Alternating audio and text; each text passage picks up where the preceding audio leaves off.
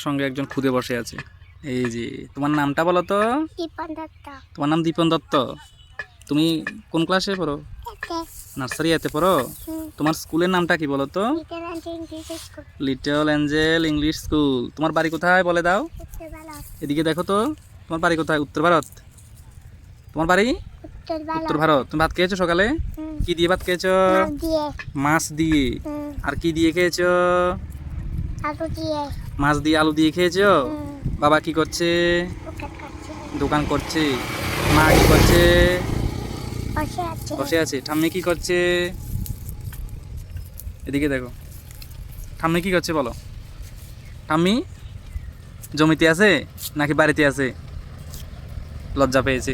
ছোট্ট মানুষ, লজ্জা পাওয়ারই কথা, কারণ আমরা এই সময়ে খেলতাম, তারাও এখন খেলাধুলা করে। যাই হোক, ভালো থাকুক, আনন্দে কাটুক।